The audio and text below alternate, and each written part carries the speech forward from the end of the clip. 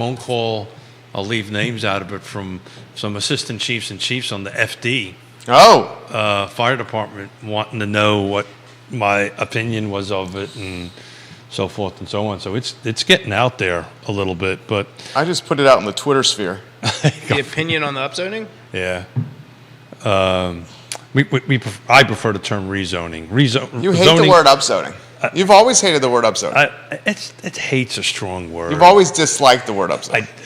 I think it has certain meanings to it. It has negative connotations. What they are doing, what they technically are doing, is a zoning rewrite. Yeah. So that's technically what they're doing. It just happens to be going upwards in the density. They could do a zoning rewrite and decrease the density, but which has been done. It has been done. Has been done. Well, and I think the argument with the PD, or the FD, excuse me. You're talking the fire department. Fire department. Okay, thank you. I'm still trying. These acronyms in the morning. Sorry. So challenging. Sorry. I'm on my second cup of coffee. And I'm sipping my first one. Okay. And I had a bike ride this morning. So I'm a little You've been working on your tan. We should get the cameras on. Keith's been I'm working on his my tan. I mean, you seem to always be tan. I've often wanted to ask, and maybe I will ask it on the show, does he utilize a tanning bed of any capacity? Why don't we save that for when the cameras go on? Great, thanks. Do you maybe he does over there. What is this, beat up on Smith? No, we're not beating up on you. I'm giving you props. You're bronze. Well, I happen to think I'm a little pasty? Let's say the Irish in me is coming out. Oh, okay. No. Okay. The Italian comes out me in the summer. The Irish comes out me in the winter. That's how I feel. Although I have no Irish. I was about to say. Just Cuban. All right, J-Dubs. There might be a little Irish in there. You never know. I married an Irish woman. I think she's watching. All right, we'll rock and roll J-Dubs when you're ready. She got a temper? Nah. Nah. She's the best.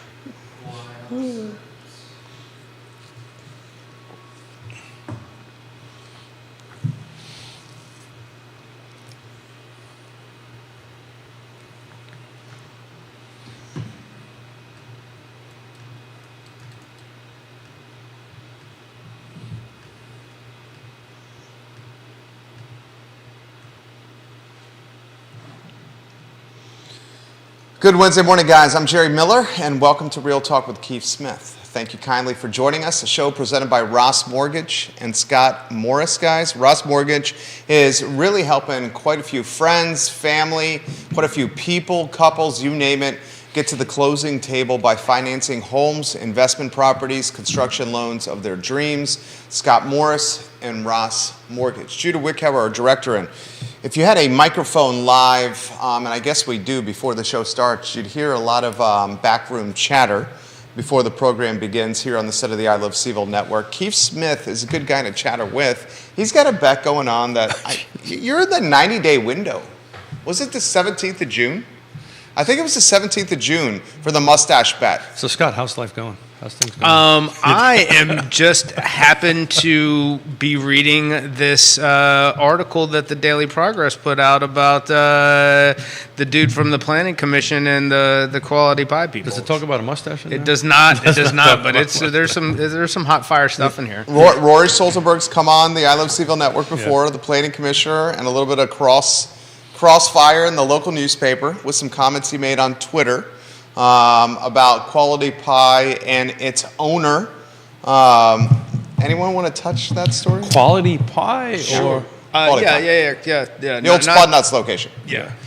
Basically coming on and saying that, they objected to the affordable housing project that was going in at the time, and then he put out a tweet saying that anybody who objects to affordable housing shouldn't be able to apply for subsidies, and now the dude from Quality Pie was saying that the Planning Commission's trying to running them out of business. I think the takeaway kind of is they didn't want something happening close to their business, and that they got into a personality. I think there's more personality than actual impact. Usually that's what that stuff is, isn't it? Right? At the end of the day, it's a little bit of interpretation of a situation.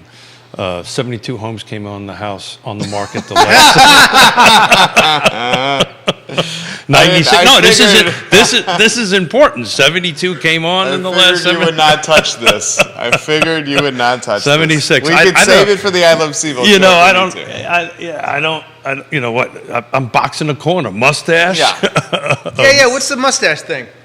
You don't know the mustache thing? I know there's a bet. I know it has something to do with zoning, and I know that. Well, it's kind of about what you just read, right? So what it's about is the city is in the middle of doing a zoning rewrite, aka upzoning. Certain folks like to use that terminology on that end of it, but it's they're doing a zoning rewrite. This has been a long, drawn out process. Slog. It'll continue to be a bit of a slog. But what they're doing, in nutshell, is they're looking at all the zoning ordinances and seeing where certain areas can be in density increased, so forth and so on. Different product types. I use the term missing middle, so I'm going to be looking at that. I don't have the exact, and you might want to tag Neil because he'll quote all this stuff. Okay, Neil in the mix. Majority of it is in the yellow area of the flum of the map, which is single family detached, which they can potentially do duplexes or quads. I think some of the concern is they think that the whole city can go multi-story, mixed use, 4 or 5 stories, hundreds and hundreds of units per street or block, and it's only a certain amount of areas that actually can do that within the map anyway. But the bet is, I bet Neil Williamson that on June 19th would be the what is it? Not the high low. What is it called? The drop. The over-under. The over-under. Thank you. Over-under. The over-under. If it gets approved before June 19th, I'm shaving my mustache off live in front of whoever should be watching that. I've had this on since 1985. Neil was shaving it. No, I've never. Dude, stop spreading that rumor. I've never. It's got out there. I know it has. It's got out there. So stop it. You know all this influence that we all have here. Stop it. Yes. Bill McChesney, not a fan of future land use map and upzoning.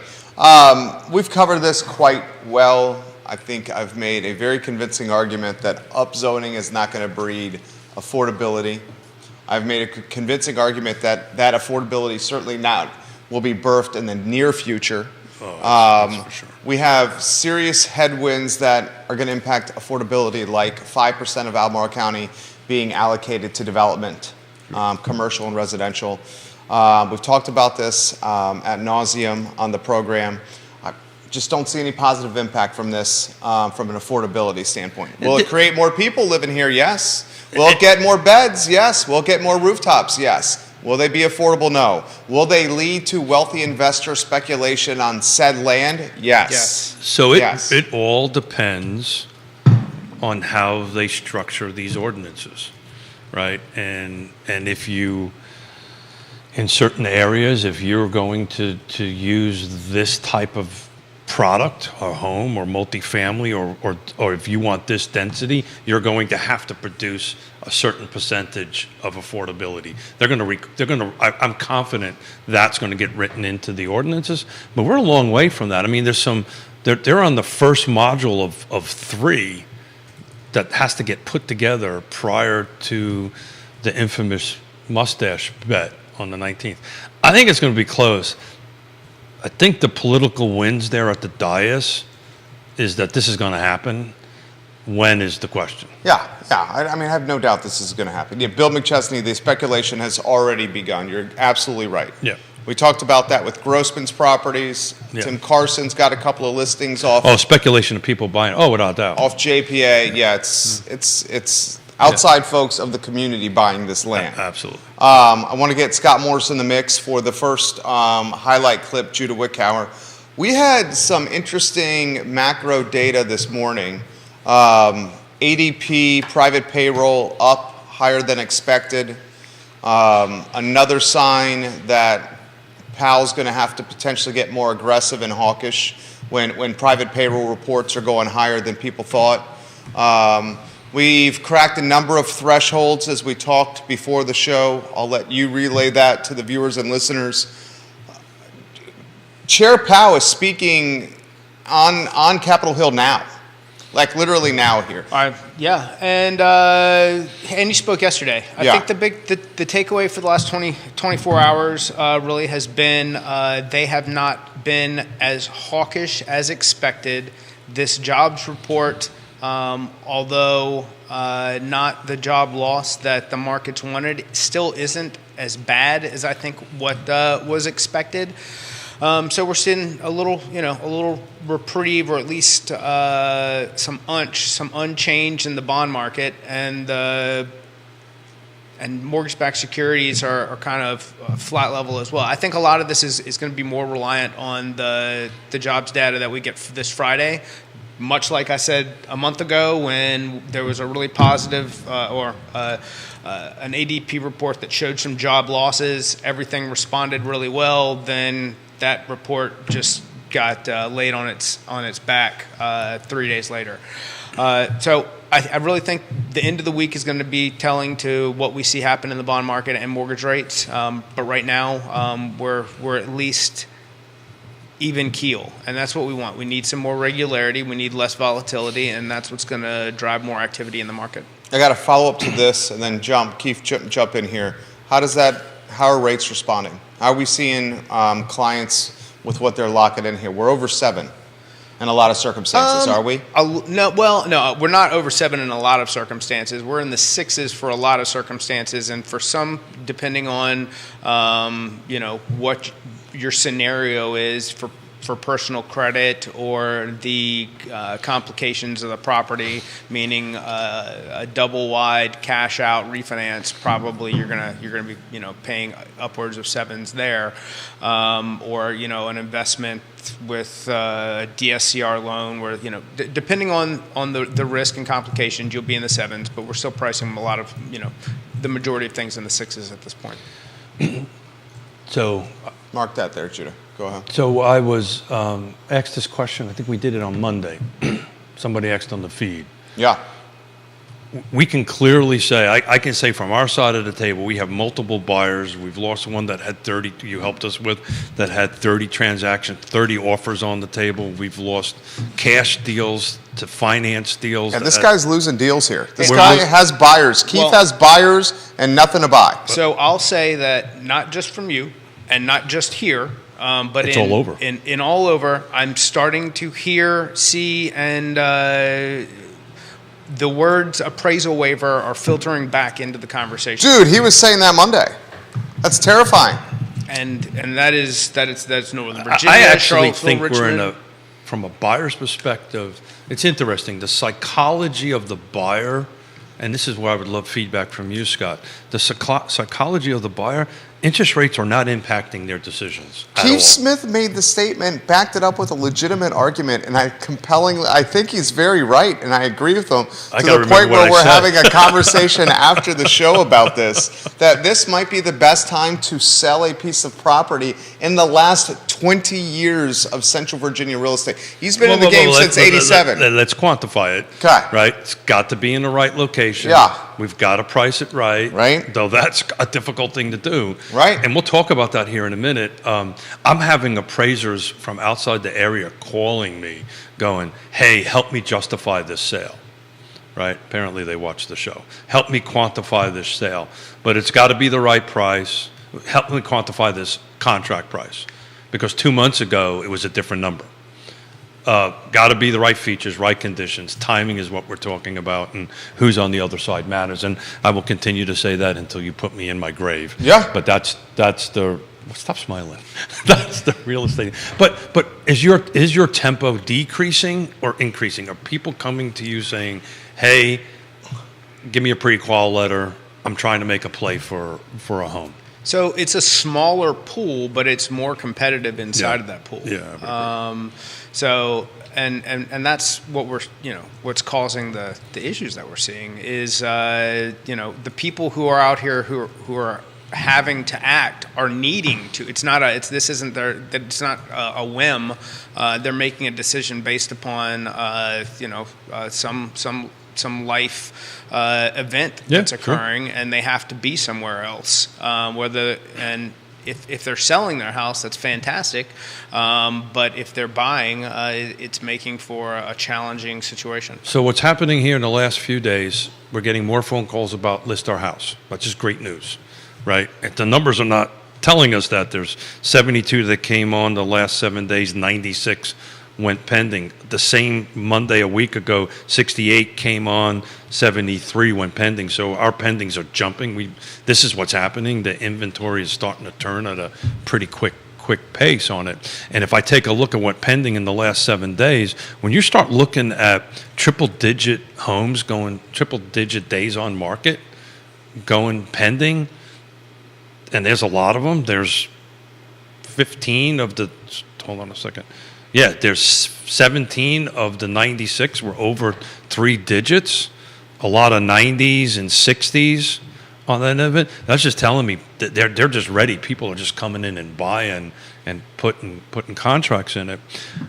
The question on Monday that I wanted to get to was, let's assume you're not right. Let's just assume we're not going to get sub 5 or somewhere around 5 by the end of this year. Let's say it goes up to some number. What is too much to stop this? When does that impact? What is too much to stop this? And by too much, he's talking interest rate. Thank you. Yeah. I know you know that. So but I meant for those listening, what he's saying is, how high would interest rates have to go to really put things diminish demand in park? Diminish demand. I would say. I'm not even sure we can answer that. I bet you that if we got to 10%, that the mental barrier of the double digit freak out. Yeah, you put a 1 and a 0 together out there. I bet. I think that becomes a psychological. Would have some feelings. So what people already have some feelings. So but it's not impacting the buyers. So what happens? This 30. By the way, it was total of 50 offers on this house. By the way, I hate this conversation. Okay. So how's the chick? How high do you think? Yeah, no. I mean, okay, how about this question? No. We get to mortgage. We get to the loan officers watching. I want to get his take for the loan officers watching the show here. Are you ready for this one? Keith said, and this is sizzle reel, waiting to happen, Judah. Keith made a very convincing argument that this is the best time to sell a piece of property in the last 20 years. It's been a while. In Central Virginia. Yeah. He's been in the game since 1987. So he's been in the game. Again, you got to quantify 36 it, Mr. Miller. years. I will. In the right location. If it's priced well, the right location. Right features. Right features, condition, yeah. and you're represented by someone who's savvy and experienced. He said this is the best time to sell a piece of property in the last 2 decades. Your take on that? Okay, I agree with that. But I'll go a step further and I'll say that if you are someone who wants or is in the position to buy, this is also at the moment the best time for you to try to do so if you can do so, because we aren't solving this inventory problem anytime soon. And if we have rates come down, while we will get more, that should allow for more properties back on the market as people make that mental break to come back in. It's also not going to affect valuation in a negative way. We're going to continue to see property values increase, and where 24 months from now you may be able to refinance to a lower rate, be paying more for the same house, and you'd have zero equity because you would have dumped another 20 grand into some landlord's pocket. So I had a question yesterday from Mark that. That was good, Scott. I had a question yesterday from a buyer. Why should I buy in Charlottesville now? Why is now the time to buy in Charlottesville? It was wrapped around some of the conversation we had on Monday. But mostly around. You know what that was alluded to? The conversation that. Yeah, so of the recent shootings and so forth and so on. Oh. But it was. Doesn't want to talk about that. We knew that. I'll talk about that. This pie chest all day long before I even dip a toe into that. We haven't gotten to chickens yet. We got to get into chickens. I'm trying to buy him a stuffed chicken on Amazon. I can't find one. So anybody who's watching and listening, I want to bring a stuffed chicken and put it in there. That's a great idea. Because we always go to chicken. But it was very quickly dismissed that the safety issue. It was all about, well, am I buying at the top of the market? I said, look, time out. You want to buy a single family detached home? Here's the math. It's really simple. Last 2 months, if you would have bought the first 2 months of 2022 versus now, you made 8%. 12 months, you made 8%. Well, he sent me some information just for consideration. From January until March, Charlottesville appreciation in those 2 months, was it 5 to 8%? 8% is the math I got. Yeah. January to March. Yeah, first 2 months. The first month, and that's a single-family detached, is exactly 8% year over year. Attached products and condos a little bit differently, but I just took a snapshot of that. We're up 8%. So if you buy now, you know, you will. I am so comfortable. You're going to be somewhere between minimum 3 to 6% year over year.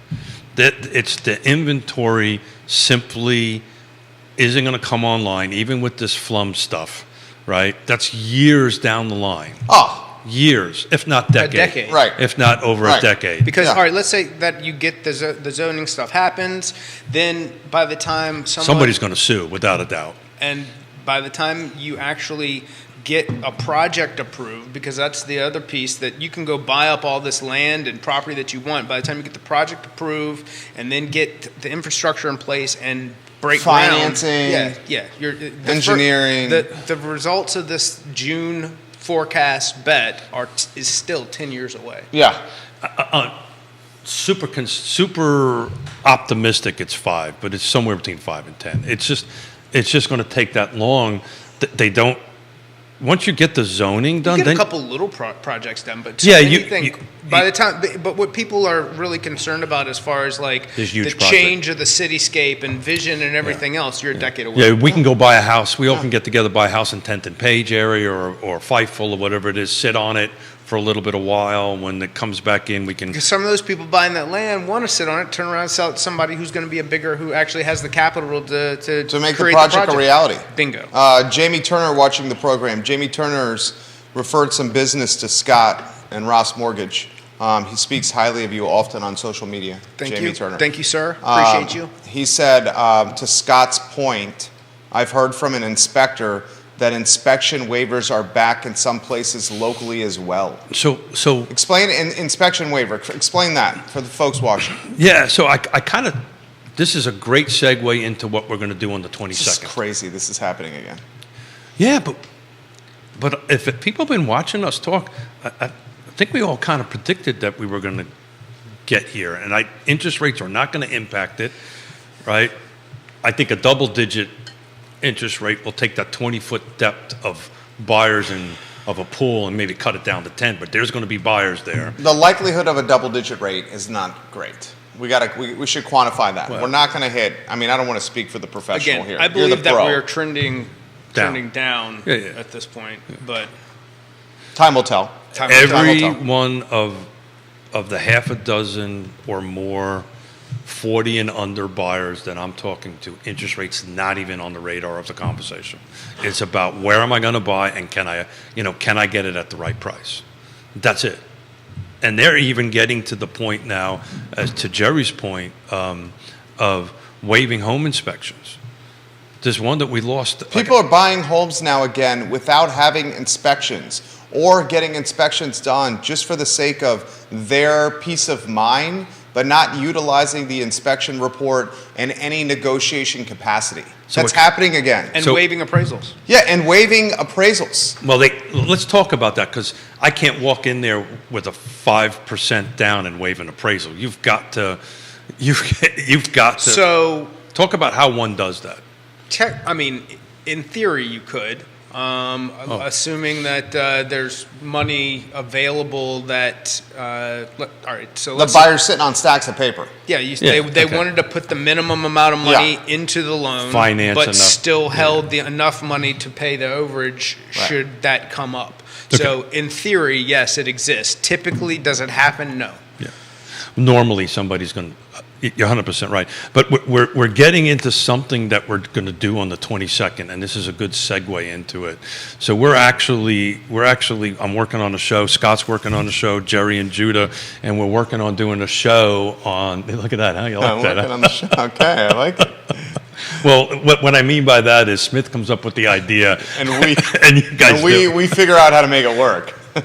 Yeah, so that's working, isn't it? It's working. Totally. I'm the idea man, baby. Yeah. That's right. So, This is the idea, man. We're going to have a Christmas party in your studio. It's going to be 6 to 8 people. We're not going to use food or any booze. We're not going to need the hallway, and we'll only rotate one guest in the mix. But hey, we had 30 people. We had lots a lot of of fun. Food, a lot of booze. We had a lot well, of that's fun. what's going to happen. So we're going to call it How to Win. We haven't figured it. I'm brainstorming the title of the show, but basically how to win in this market, right? From a buyer and a seller's perspective. And Scott's going to be sitting here. We're going to rotate. Not 30 people, but we're going to rotate certain folks. We have home inspector. We're going to have Woody Fincham that's going to come on. Big shout out to Woody. He's watching right now. Talking to him last night. Woody Fincham says waiving appraisals and home inspections is bad juju. So the reality of it is totally 100% bad juju, but how can we set up our buyers to be successful and A, win, and B, protect them? So one of the things is we're going back to the point, and I saw this when we were looking at this home with multiple 30 offers had on the table. It was a rotating agents in and out. Agents were bringing their home inspectors with them, so they were doing. Agents were bringing their home inspectors to the Richmond open houses. No. This was we had a scheduled showing. This was a different home. But still. Yeah, well, that's a great hack. And that's what we're going to talk about, because in order to win, you're going to, and if it's in the right location, right price, right features, right condition, it all comes down to how much and the minimizing your contingencies, right? So if we're going to waive home inspection, the best way I know how to protect it, because we were doing this the last time 6 months ago, we would just bring Alex Rayfield in. We would coordinate the showing. While the showing was going for an hour, myself and Alex, I'd bring another agent with me, so the agent would walk the client through the house, and Alex and I would walk around. Are the buyers paying additional money for this? The way we've been doing it, we're footing the bill. Okay. But yeah, and there's a possibility, and we'll get Woody to chime in on it, because now what's happening is because the prices are accelerating so much, they're going over asking price. Am I paying too much? So Woody can potentially get involved and help pre-contract and do a desktop for a fee, I'm sure, for a desktop analysis. Say, yeah, you're about right. But I have appraisers calling me every day now going, tell me how to justify this price. Johnny Ornalis, thank you for sharing the show. Jamie Turner says, Alex is my inspector. Yeah, Alex, good people. Good people, Alex. He's also a structural engineer, which is why I love him. Yeah, one of the trusted advisors Keith speaks highly of. Scott, your thoughts on this topic? So I said that when everybody's wishing for lower rates, that this would be the first thing to show up, and we didn't even have to get there for it to, due to the fact that we just don't have enough inventory turnover, and we got a lot of humans, man. That's the problem, and we're in a growing area. That's part of the concern. So when you look at nationally, I think we don't see the appreciation and value that we're seeing here in this area, but that goes to speak to what we talked about at the beginning of the year when we were kind of really going through it last year.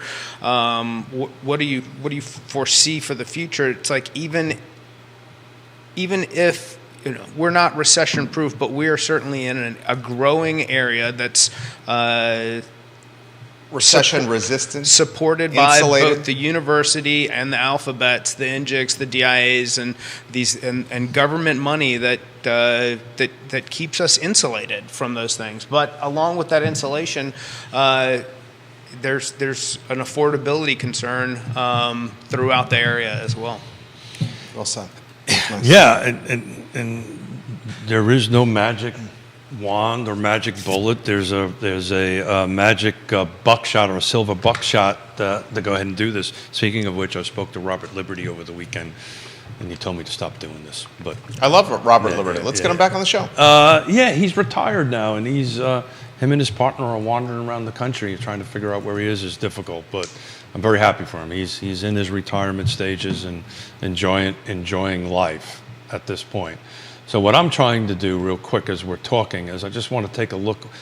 what's going on in Augusta County on the other side of the hill, the first 2 months of this year versus the first 2 months of last year. So I'm going to let somebody chat a little bit while I look at these numbers. What do you make of this topic? Kevin, I always try to get one of your comments in the mix. We appreciate you, Kevin Yancey. He says, talk about how we have the lowest unemployment in 50 years. Yeah. Consumer spending is humming along, regardless of where it's coming from, credit cards or cash, yet everything is going up. Explain how this is working.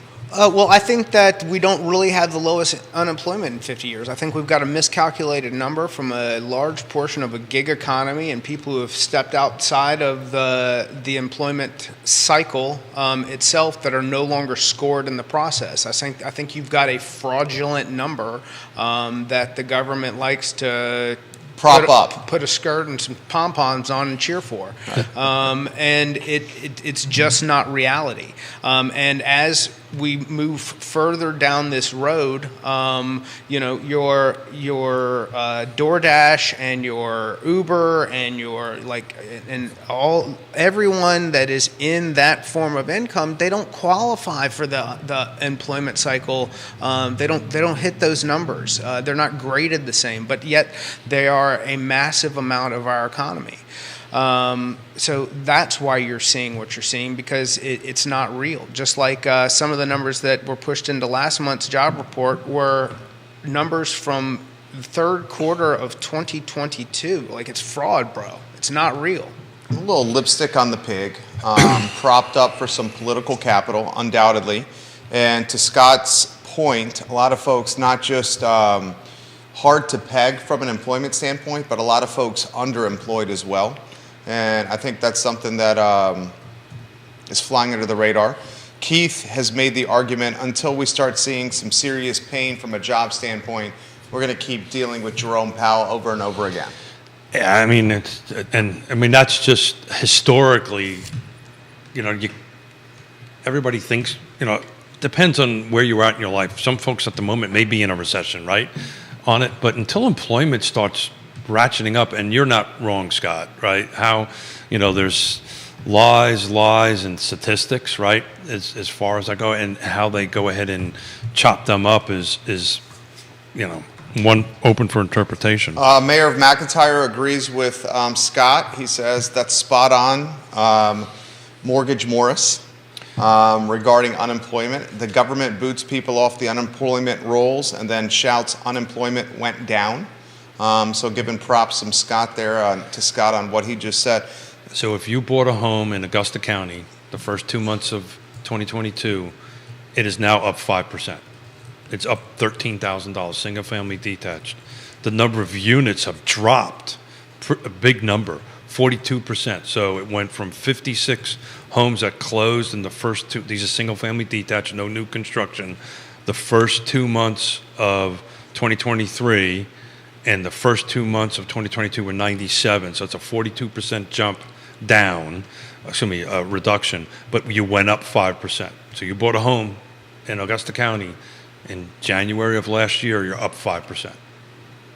Buy a home anywhere in this area, it's going up in value. It's just going to my 3 to 6 to 10%. You're going to see that number tracking in that range throughout the year. I don't think you're going to see double-digit gains. Maybe certain areas might, but I think across the board you're going to be looking at that kind of thing. Kelsey Klein on the feed for Scott Morris. Does he expect rates to get higher than where they are now in the short term?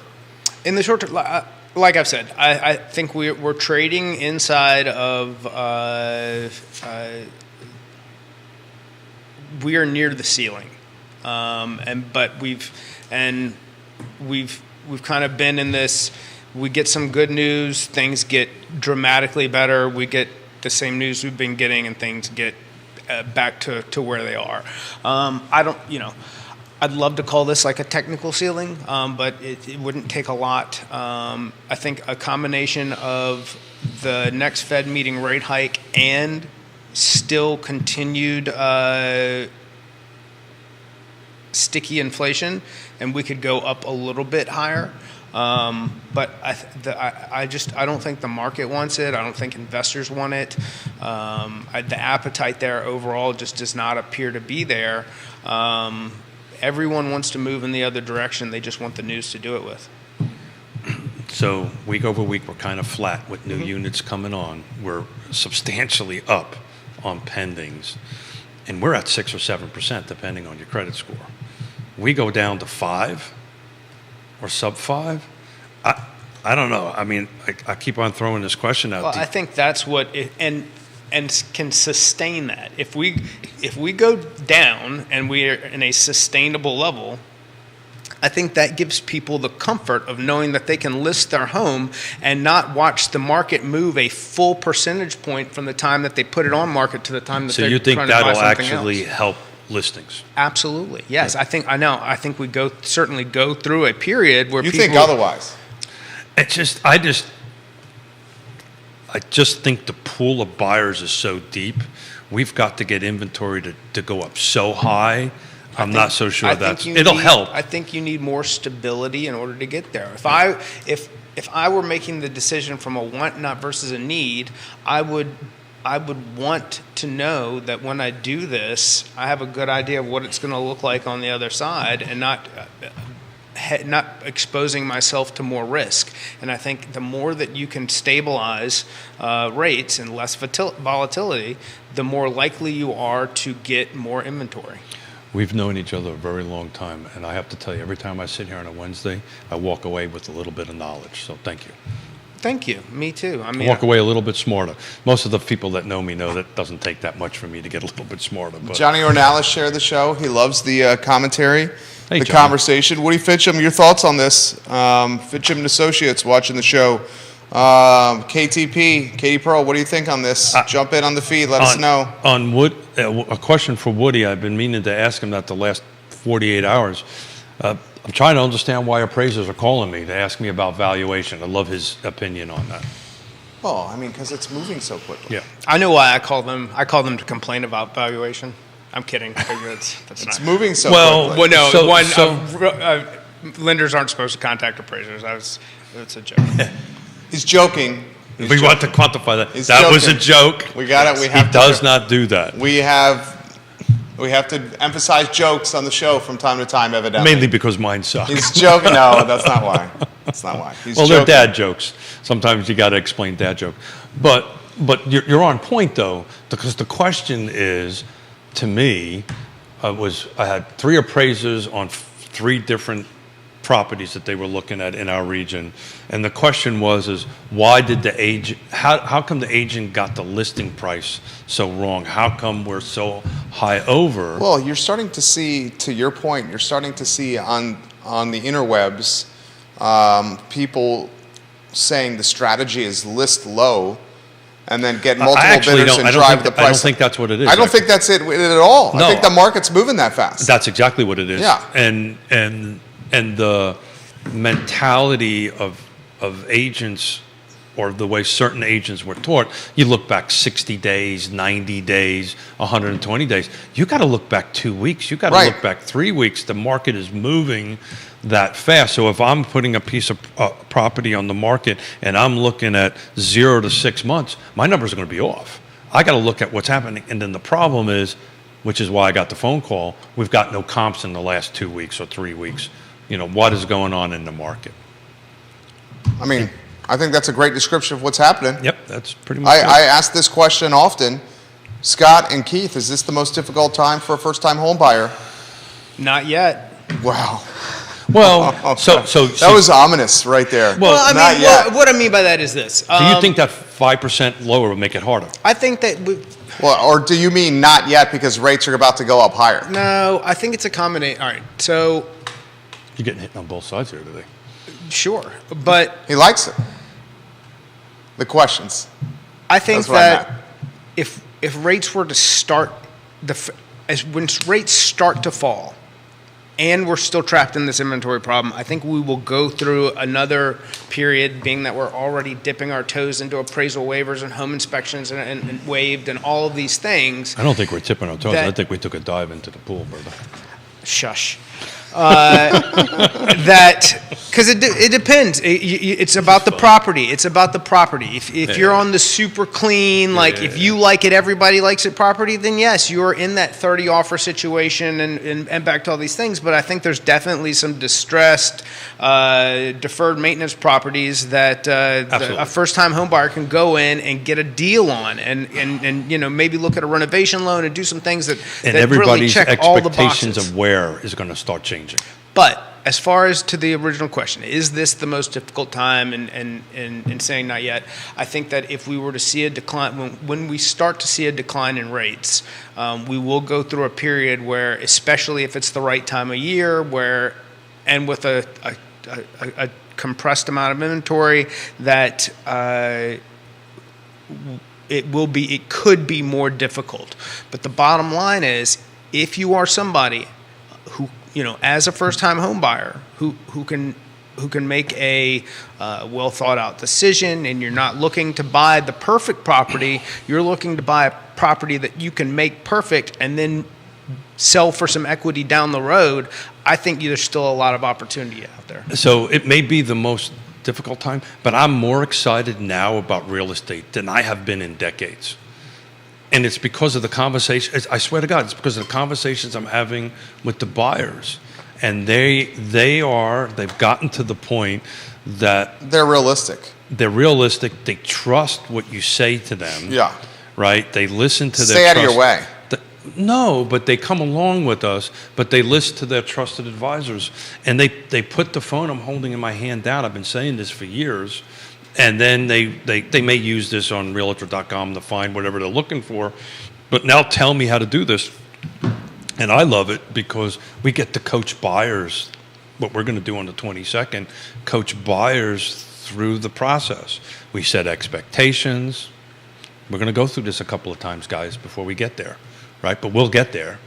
I'm hearing back from the buyers, I'm so glad I'm part of your team.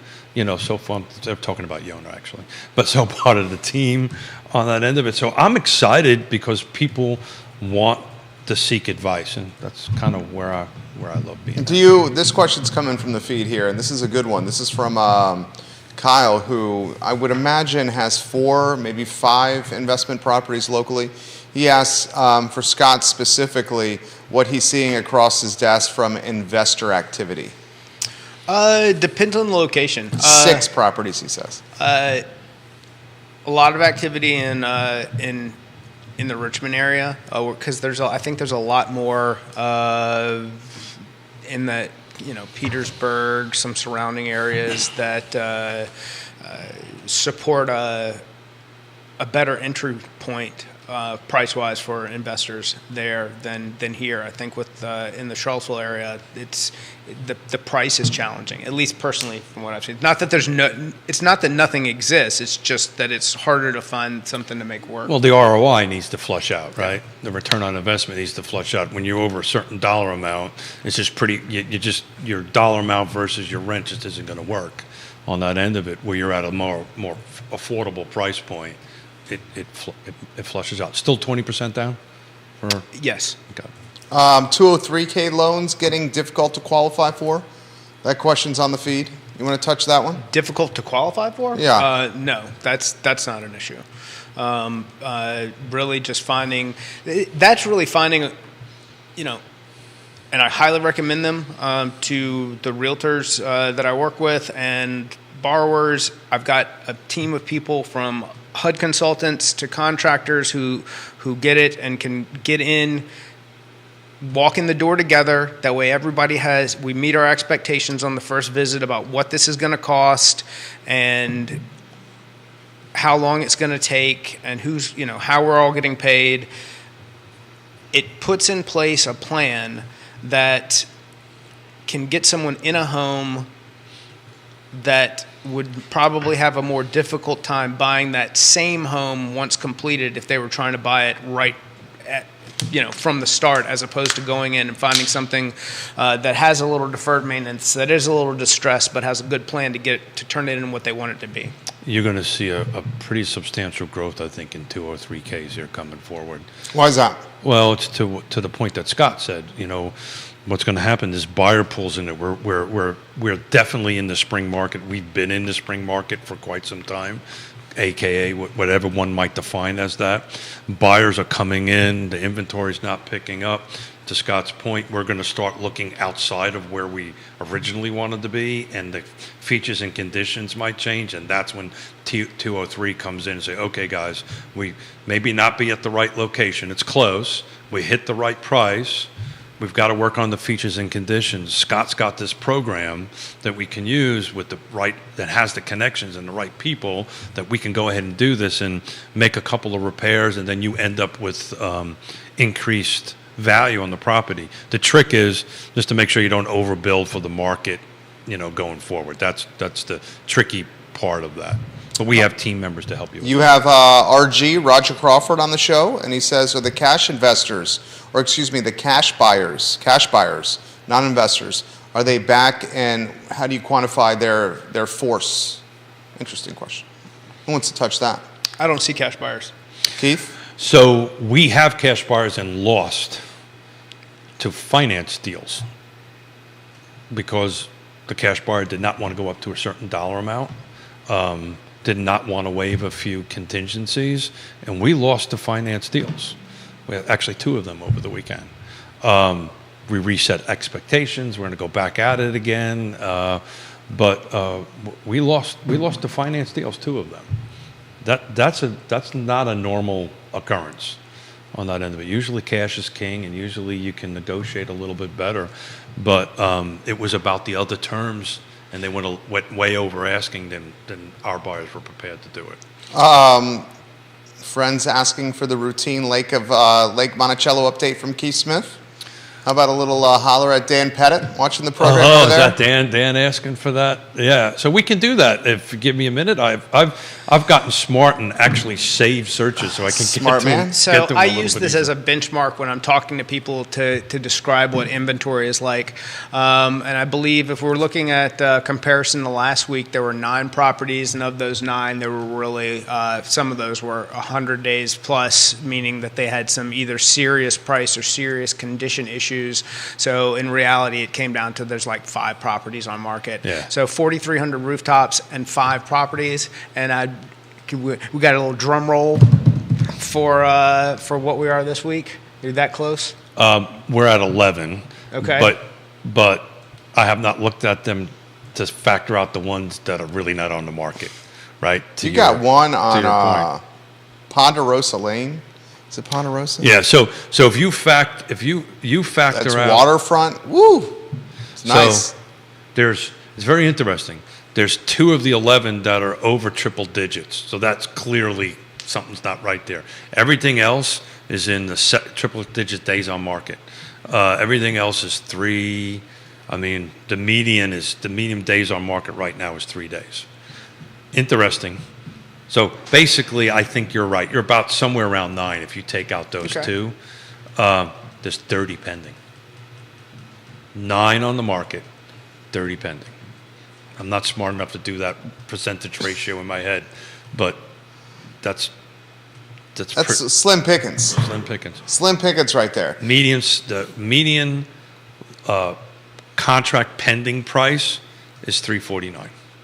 5 days on market. Is this the slimmest inventory you've seen in your neighborhood? Oh yeah, I mean since the pandemic.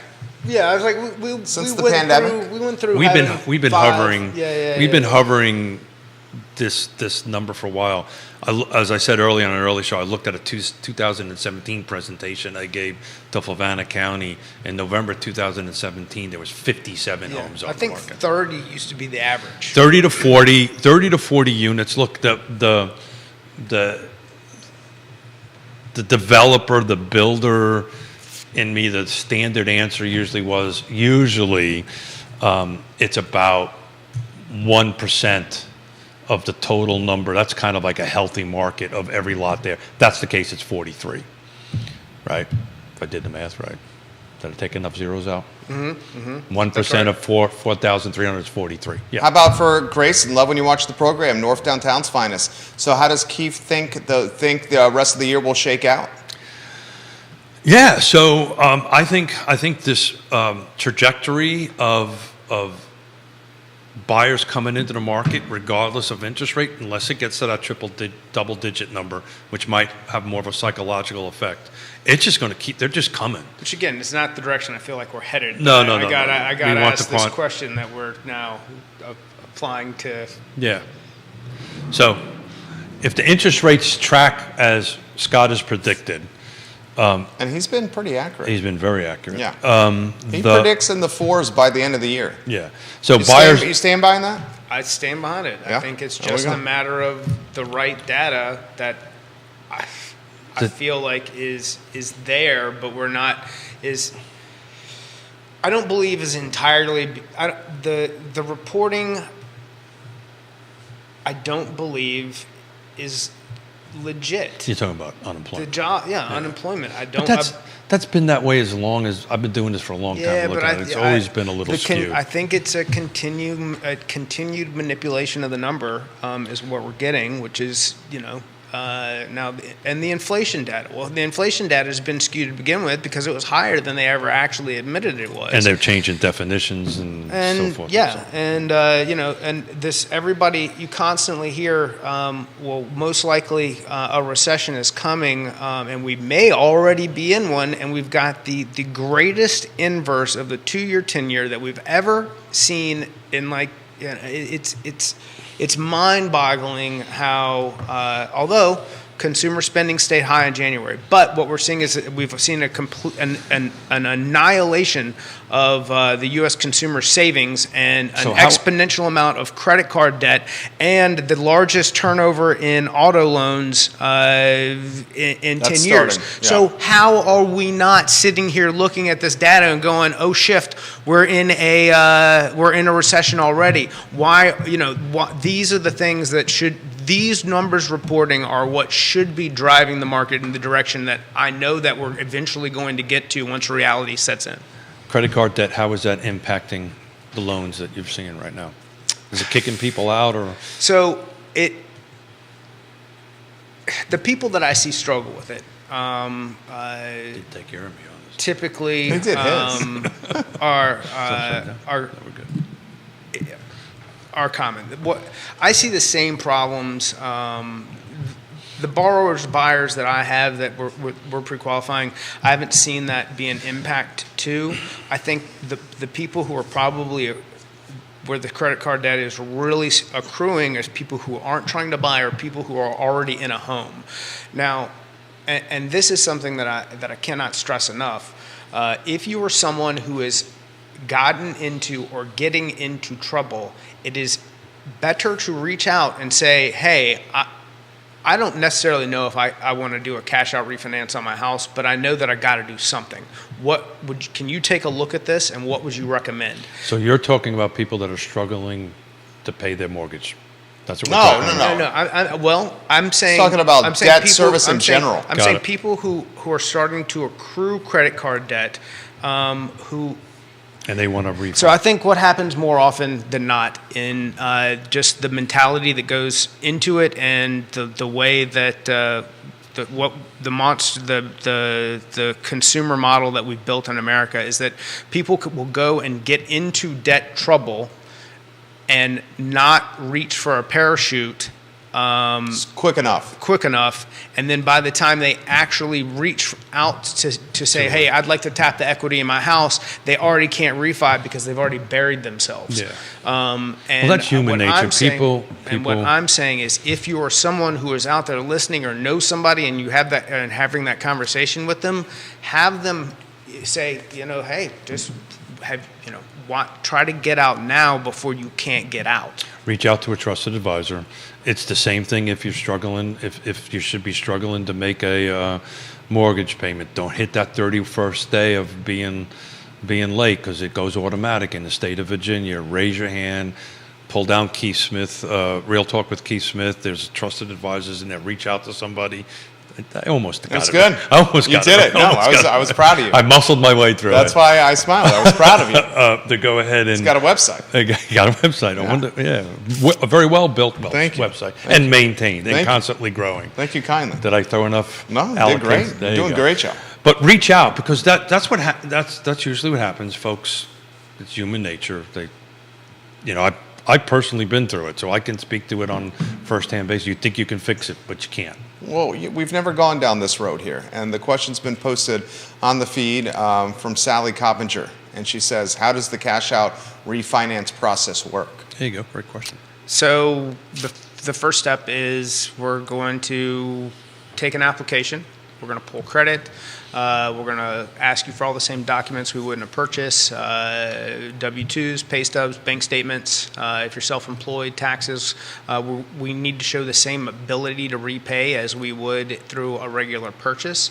An appraisal is ordered, and possibly not, depending on how much money we're looking to take out. When the last time it was appraised, that we could get an appraisal waiver, and then it would, right now we'd close probably inside of 30 days, and you would take out up to 80% equity. So that would give you, depending on what your situation and payment is, a reset, and it may help your actual monthly cash flow. If you've got a $1,000 car payment and you're another $2,000 or $3,000 in credit card bills. That's 20, whatever the heck percentage. At X percent. It taking all those payments off the board into one lump sum payment that could be, $600 higher than your mortgage is now, but save you $1,400 a month. It could really fit the bill for trying to accomplish what you're trying to get rid of. Good insight. She's got follow-up questions for Scott, and you already answered one. She says, is it the same life cycle, and I think by life cycle, I think she means time, that a normal loan would take to process? And then the follow-up question she also asks is, does it just restart your mortgage clock to 30 years? You could refinance it 15 years if you qualified for it. And as far as total time, probably the appraisal is probably the biggest turn there, if that's needed. So I would still say, inside closing from beginning to end, from the time that you sign initial disclosures to the time that those funds are executed, you're probably 35 days at the most, and we could probably do it faster than that, but just to give an idea of what your average time would probably be. That's good. That topic is not discussed enough. Yeah. On the show, is the refinance to potentially get some folks out of some debt service issues. And as the Fed continues to make, I think no decision on the Fed's next move on rates is the headline of the redhead coming across the ticker at the moment. And with that said, that means there's a 25 basis point increase coming. Yeah. They don't think the market can handle 50, but what that means is that's another inch up in your credit card rate. So cash out makes all the sense in the world. It could, depending on your situation. I'm not sitting here telling people with 3% mortgages that now's the time to take the equity out of your house and do this. But it's probably better than the 11% that your home equity line of credit is going to come in at. And depending on what kind of trouble you're in, if you can get in and this fixes the problem, it's what's best for your situation is what's best for your situation. Reach out to home equity line of credits are at 11. A friend of mine did one at something around 10 2 months ago, so I bet they're getting there. So reach out to a trusted advisor, Scott.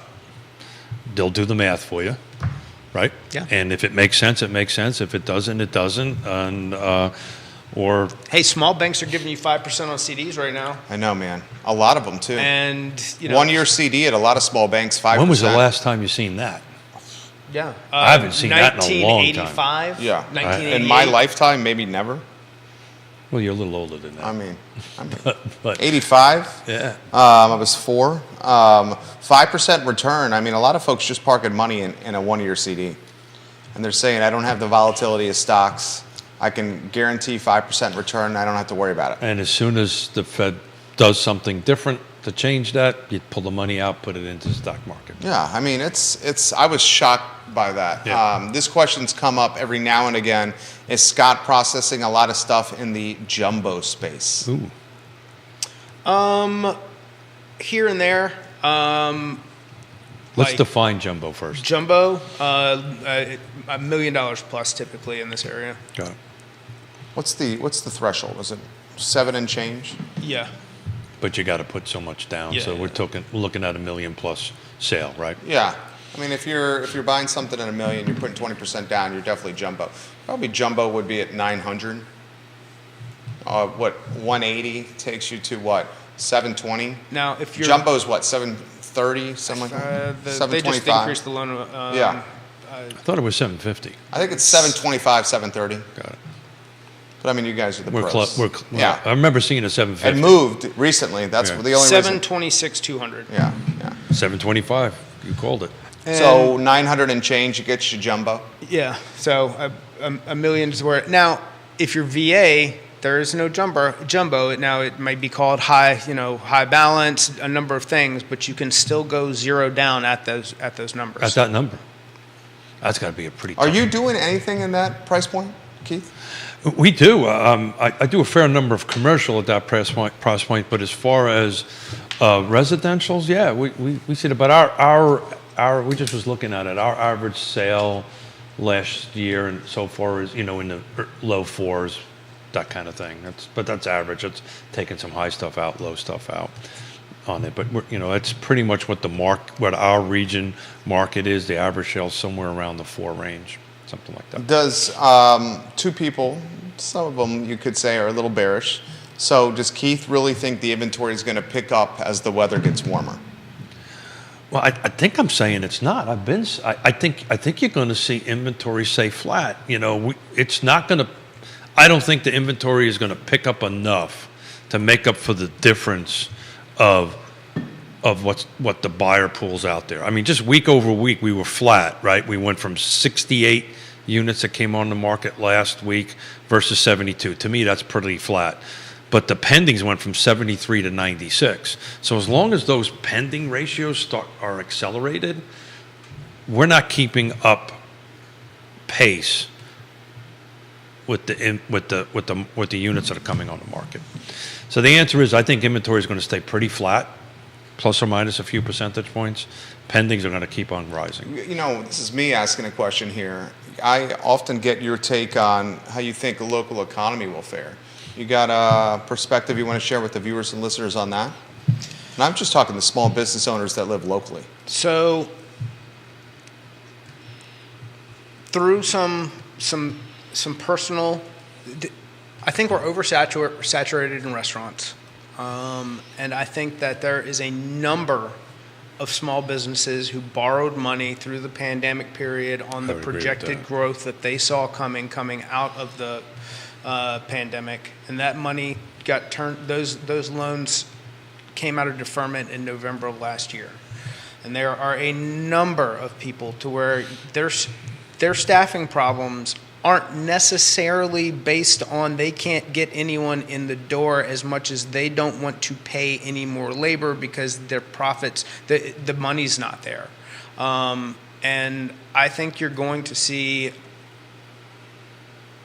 I think the first domino to really things getting exposed to where we are is probably another 90 days away to where we start to see some of these small businesses turn over, either where they're forced to sell or they're forced to close in order to meet their debt service. What do you think, Keith? I'm just looking at what's sold in the first 2 months, over $1 million. I haven't quite figured it out yet.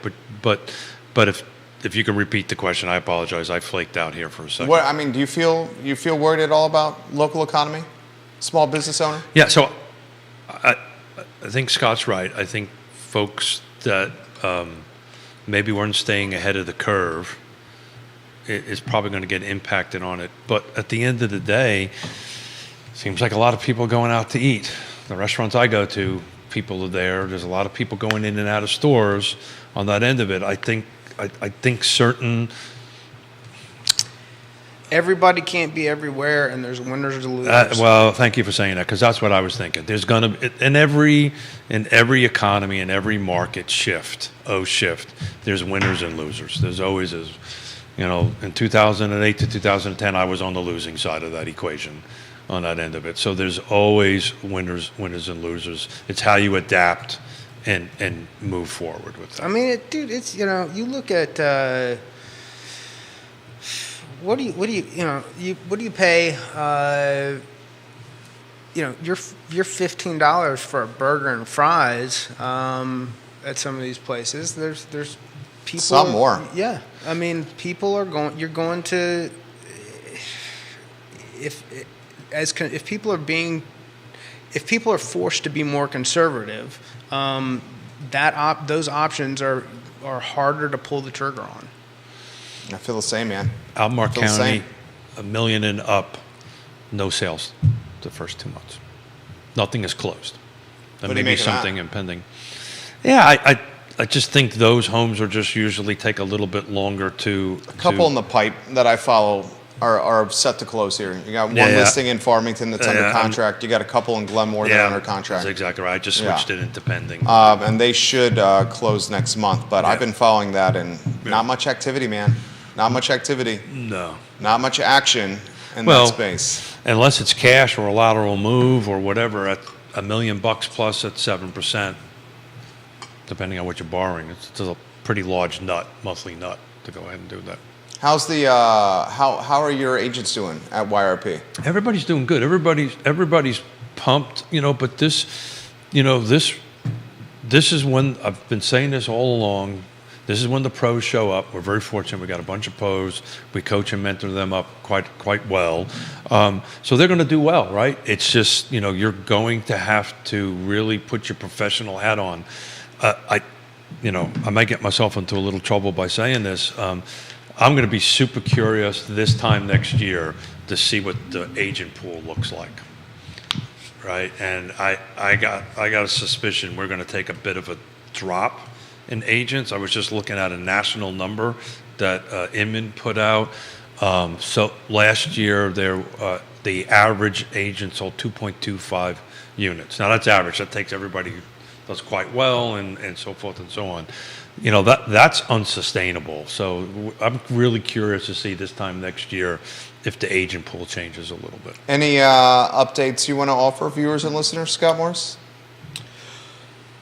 So, are we getting to that time of the show? We can anywhere you want, my friend. It's your call to make, though. So,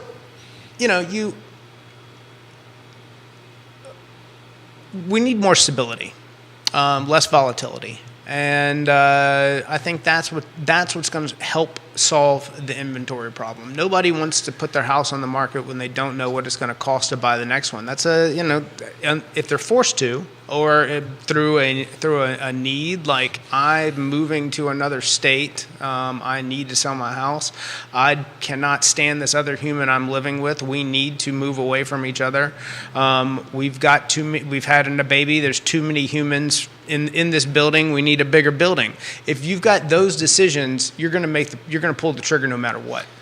So we track our buyers and sellers on why they're moving and selling. We do it informally on that end of it, and 9 times out of 10 it's a life change, right? Retirement, more kids, moving into an area, that kind of thing. Do you track that information at all? I keep track of it do I actually write it down to track it? I do not. I keep track of leads to application to pre-approval to contract. Those are the things that I'm just real. Because we're about ready to come out. They usually comes out in March and April. NAR's stats for the previous 12 months on why they're moving. It's usually a generational, what they call a generational report. I think we're going to start seeing the millennial disease, because that's what we're seeing on the street right now. Are in the market big time. They're not afraid of 7% mortgages at all. They've generally saved enough cash that they can put enough down payment to make it work on that end of it. So I see buyers just coming into the market increasingly.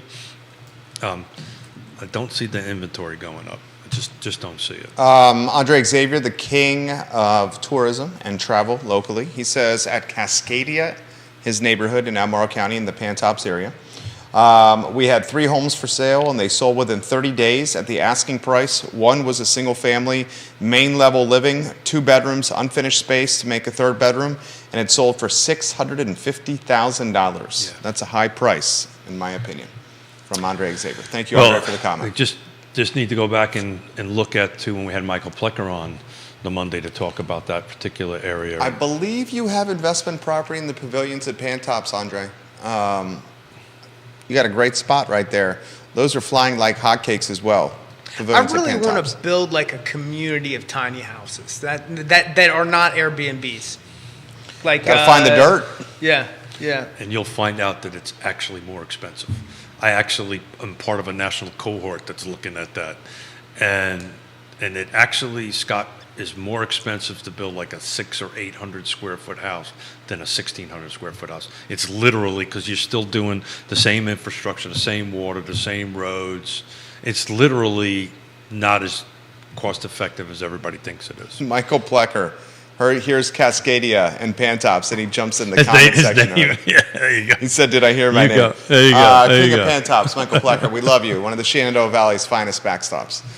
Gentlemen, 11:30. I enjoy when the band is together. Any thoughts on next Wednesday, Scott Morris? What you got planned? Is next Wednesday when we're doing the thing? No, that is not the 22nd. Oh, okay. Next That would be Wednesday. the 15th, Next sir. Wednesday, I'll be walking in on the button because I've got donuts with Dad at preschool with Nice. my twins. You're going to feed them sugar. Is that what it is? And leave. Yeah, Here's some donuts. best out ever. I love it. Bye. So welcome to being a grandfather. And I'm out. That was awesome.